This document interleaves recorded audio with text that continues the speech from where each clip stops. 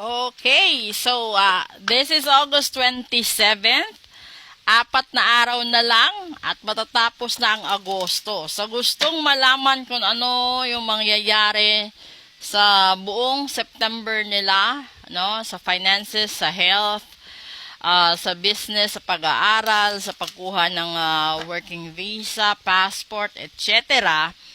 No, kung gusto niyo magpabook ng full private reading at saka rituals, mag-message lang po kayo agad. Kasi mas maganda, lalo-lalo na ngayon Tuesday, kapag ngayon kayo nagpa-reading, 'di ba? Yung full private reading, tapos kung ngayon kayo magpapa-ritual, at least meron pa kayong magagawa up until Friday. Dahil yung pakakaabangan nyo, lalong-lalo na doon sa may mga barang kulam, sumpa at gayuma, tinitira kayo every first Tuesday and first Friday of the month, 'di ba? So, kukuha muna tayo dito ng tatlo. Unang mensahe sa daily episode 3572, 3573, and 3574. This is Mystique, 'di ba? Kakasabi ko lang. Second, rebirth. And third, kasi lumabas na siya, pagbigyan natin, happiness. Nako, ito yung pinakamabigat ngayon. Kasi yung Mystique, ito yung sinasabi or nagpapahiwatig, no, ang energies, vibrations na kailangan nyong malaman kung ano ba talaga yung mga challenges ninyo sa buhay. Kasi iba yung ibang tao kasi hindi naman sila financially in trouble. Kasi marami ring mga taong mayayaman but they are not happy or they are not complete sa buhay nila. Kasi yung iba kasi emotional on emotional side, on health side, yung iba maraming sakit, maraming pera pero hindi nila kayang gamutin yung sakit. Kasi yung iba hindi naniniwala na kapag matagal na yung treatment mo sa doktor at hindi ka gumagaling, dapat isaalang-alang mo, barang na yan, 'di ba? And then ano pa ba? Sa larangan naman ng pag-ibig, magtataka ka, ang tagal nyo magsama, naging boyfriend, magkababata, nag-live-in, nag-asawa, tapos bisa isa-isang iglap lang makakalimutan ka, tatalikuran ka. Magduda ka na gayuma yan. Kung hindi na gayuma, posible talagang pinasumpa, binarang at kinulam yan para ma-divert yung attention automatic sa kabila. Sa negosyo naman, literal, kapag alam nila na marami kang customers, nag-click yung business mo, yung strategy mo, di syempre, maraming maninira sa'yo, di ba? And then, sa pag-aaral mo, challenges doon sa peers.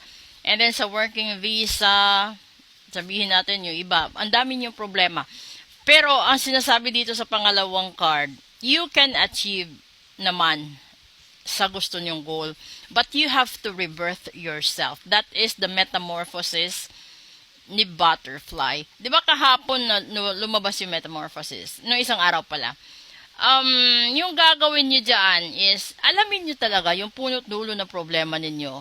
Huwag kayong mag-solve sa dulo. Yung puno, yung pinagmulan ng problema ang solusyonan nyo para makamtan nyo yung happiness na gusto ninyo.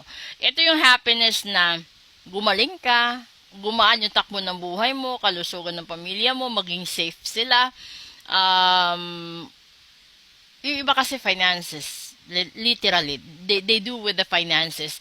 And then, yung iba pa, ang dami, basta ang dami. Ito na lang yung yung buod ng tatlong baraha. Kasi, never kang magkakaroon ng solusyon sa problema mo kung palipat-lipat ka. 'Di ba? Halimbawa, sa trabaho. Kung hindi ka nagtatagal sa trabaho dahil nagkakaroon ka ng problema sa employer mo, sa katrabaho mo, ganun din yung mangyayari sa susunod. Ngayon, kapag yan random at hindi lang random, repetitive na yung nangyayari, ibig sabihin, wala sa paligid mo yung pagkakamali o pagkukulang, nasa sayo na. Dahil kung pinagbigyan ka ng Diyos or pinagbigyan ka ni universe na makatagpo, ito sa pag-ibig naman kung pinagbigyan ka ni universe na makatagpo ng isang tao, sabihin na natin na fall siya doon sa third party. And then, yun pala, yun na yung taong nakatadhana sa'yo. Tapos yung pagkakamali mo, pagkukulang mo, binigay na nga sa'yo ng Diyos eh. Di ba? Pinakilala na sa'yo ng Diyos. Dahil may ibig sabihin yun doon. Hindi mo mamahalin yung third party na yan. Hindi ka masasaktan kung lust or urge lang yun nandoon. Kasi mayroong third party na palipas oras, yung mga ganon. Pero may third party na talagang siniseryoso at totoo yung pagmamahal. Ito yung third party na talagang nakatadhana na maging bahagi ng buhay niya. Kaso nga lang, hindi sa tamang panahon. So, ibig sabihin nun, kapag dumating yung punto na iniwan mo yung third party, and then lumipas ng ilang taon, hindi mo siya makalimutan, at nasasaktan ka sa tuwing binabalikan mo yung nakaraan ninyo. At pinagsisisihan mo yung mga bagay na hindi mo nasabi, hindi mo na ipakita sa kanya, hindi mo nagawa, 'di ba? May mga ganun eh. Ngayon, wag mong sisihin yung ibang tao. Wag mong sisihin yung legal mong asawa. Dahil hindi lahat, walang may kasalanan doon, kundi talagang sinadya ng pagkakataon na magtagpo kayo para malaman mo na andyan yung andyan yung completion mo, andyan yung ang tawag nito, yung pag-ibig mo. Kasi may mga pagsasama or merong marriage na hindi talaga matagumpay. Aminin naman ninyo, merong ganun. So, hindi rin lahat ng naghahanap ng third party is pera. Yung iba kasi, buttered husband, buttered wife, yung iba naman, iba-ibang sitwasyon. So, kung to cut the story short, yung usisain nyo yung sarili nyo. 'Di ba? Kasi kahit saan ka mamimili, may masasaktan ka, may maiiwan ka. So, you better do it today rather than prolong the problem at marami ka pang masasaktan. Ganun lang yun. So, walang saysay na ilihim mo dahil may involved na ibang tao. So, yung pinakamaganda doon, harapin mo yung tao. Dalawa lang yan, yung legal at saka yung hindi, di ba? So, harapin mo yung dalawa. Huwag mo silang pagharapin. Kundi ikaw mismo, mag-lay down ng explanation mo, yung totoo, walang halong biro. 'Di ba? Ganun din sa kabila. Kasi, lahat yan may positive, lahat may negative. So, this is the happiness that you are fighting for. It's not the finances. Probably the happiness may part doon sa health condition, sa business mo, sa pinaglalaban mo.